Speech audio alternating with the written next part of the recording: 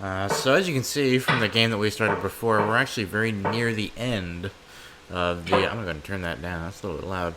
We're actually very near the end of the first round of the tournament, the 1200 to 1499 bracket.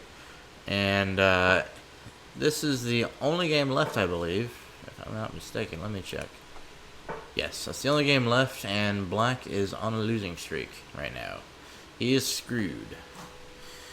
So, waiting on him to finish. Finish him. Checkmate in one. There it is. And mate. And mate. And mate. And mate. She not gonna do it? Did it already happen? I'm confused. Is he just waiting on time? What is he doing?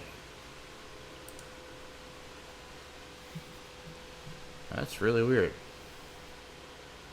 I think he's trying to eat up as much time as possible. That's a really dickhead thing to do. Make everybody else wait. There we go.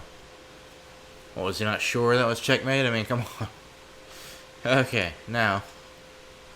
Go ahead and close that. Go back to our tournament play. And this time I'm playing white, it appears. So, let's see. I'm going to open up with my standard king-pawn opening. I love the king-pawn opening. It's just something that I do. I like to play. Bobby Fischer used to love playing the king's pawn opening, and I like to play as much like Bobby Fischer as possible.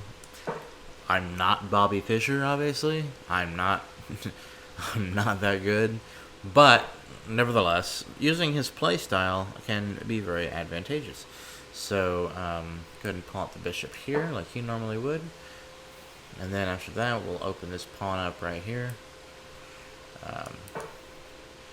Actually, yeah, we could do that. We could move the pawn up here first. I was gonna say let's take the knight out first, but we're gonna take the pawn out first.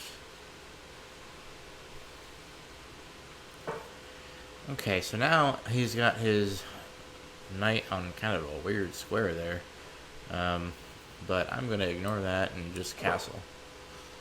I think he's gonna just take this right here for some reason. I don't know why. It's not my favorite thing for players to do because I do like that bishop, especially eyeing up this f7 square. That's something Bobby Fischer loves to do, so I like to not get rid of it. But when you're stuck without a choice in the matter, you kind of just have to go with the flow. So, moving right along, I'm going to go ahead and prevent any weird things happening over here like this, pinning the queen. Don't want any of that going on. Definitely don't want any of that going on. But I'm going to go ahead and pin his knight right here. It's not really pinned because it's just a bishop. But let's see, should I move it or take it? I'm going to go with take. He's going to take back. And then we're going to continue along. I'm going to pull forward with that. Nice little perch right there. It's a beautiful perch. Great place for the knight to be. And now it's a terrible place for the knight to be. So I'm just going to go ahead and check the king, take the bishop. And he's going to take back with the queen. Alright. So, recapping so far. We both seem to have pretty good control over the center. Especially now that I do this. We both seem to have pretty good attacking opportunities.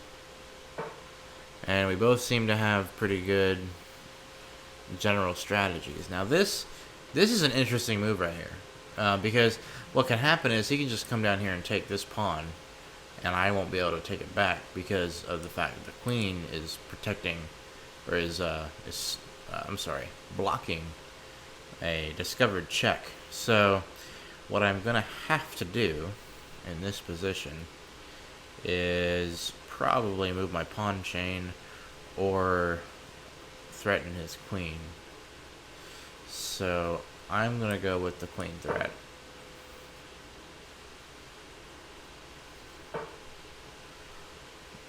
And the only reason I didn't go with the the pawn chain.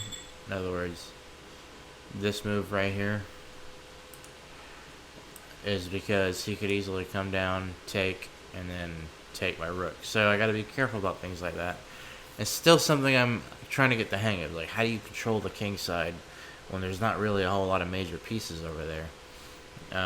You kind of don't. You kind of just have to deal with it. So, anywho, I'm going to go ahead and move my knight down here.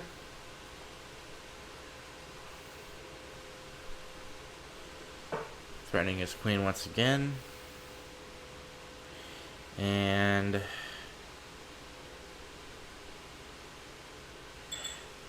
let's see. Decline.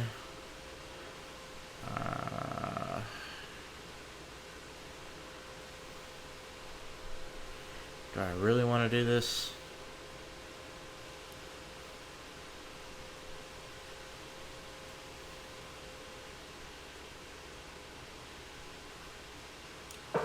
Alright, here we go. I'm threatening to take this. He's going to come down here. I know that's what's going to happen. It's risky. It's very risky. But I think it's recoverable. And the reason I think it's recoverable is because of that move, which means he can't checkmate me there. And he has to move his queen. Now once he moves the queen, I am now free to take the bishop.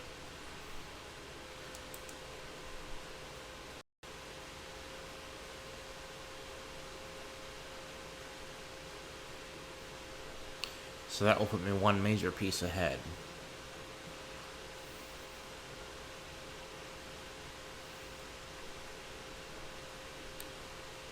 And he's really thinking about this one. I can't blame him. This is a tight spot to be in right now. So he's got to find a way to protect the bishop and the queen at the same time. I think that g4 would be his best option, but I think I still have a pretty good move here, which is just to go ahead and take that bishop anyway. And then he's going to take my pawn, which is kind of a weird response, but I'll go with it. I'm going to take this pawn that I originally intended. And then now I'm a piece ahead.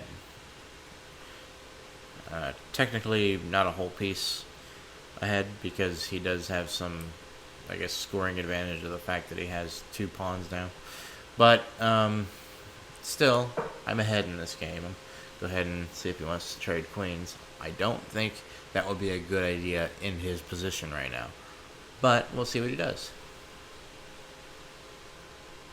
Or she. I don't know. It could be a girl. I'm not trying to say he as in necessarily he is. But let's just put it this way. Most people that play chess are men. So, I mean, girls, there are girls that play chess. There are. I understand that. But that's not the topic of this discussion. So I'm going to go ahead and bring my knight back here so he can't take it. Or she.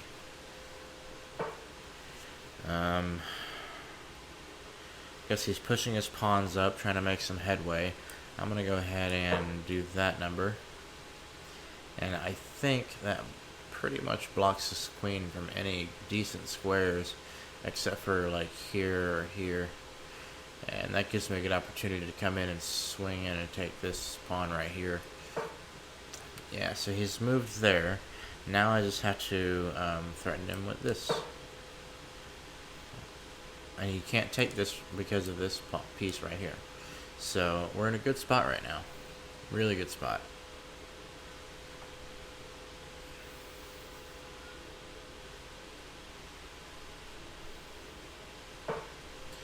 So as you'll notice, he now has been forced to move away from that pawn, which gives me the opportunity to take it and threaten his queen at the same time, which is just awesome. I love doing stuff like that. And now, I'm sorry, did he just leave his queen hanging? I look at things like that, and it always just baffles me when I see it. I'm like, what the hell just happened? So he just left his queen hanging, and now he's done. He resigned. So once again, the victor here. Hopefully I can continue my streak. Maybe actually win a tournament. This is my first time playing in a tournament, but it is a low ranking tournament, so I can't expect too much of a challenge. And since my mentor says that I'm rated roughly around 16 to 1700, I shouldn't have any real problem beating 1400 players and 1500 players. So anyway, we're going to go ahead and pause. We're going to wait until the next tournament game, and I will see you then.